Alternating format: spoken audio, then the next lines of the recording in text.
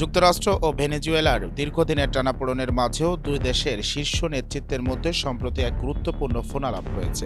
মার্কিন president Donald Trump air force one থেকে সাংবাদিকদের জানান ভেনেজুয়েলার প্রেসিডেন্ট নিকোলা মাদুরোর সঙ্গে তার কথা হয়েছে, যদিও তিনি আলোচনার বিষয়বস্তু প্রকাশ করেননি। এর আগেই মার্কিন দৈনিক দ্য নিউ ইয়র্ক টাইমস জানিয়েছিল চলতি মাসের প্রথম দিকে দুই নেতার মধ্যে সম্ভাব্য বৈঠক নিয়েও কথা হয়। এই ফোনালাপ এমন সময় সামনে এলো যখন ভেনেজুয়েলাকে ঘিরে উত্তেজনা বাড়ছে। ট্রাম্প সম্প্রতি ক্যারিবীয় অঞ্চলের আকাশসীমা সম্পূর্ণ বন্ধ ঘোষণা করার ইঙ্গিত দেন, যা সামরিক উত্তেজনা আরও বাড়িয়ে তোলে। এ ঘোষণায় কারাকাসে হামলার আশঙ্কা দেখা দিলেও ট্রাম্প সাংবাদিকদেরকে বলেন এ নিয়ে বাড়তি কিছু ভাবার দরকার নেই।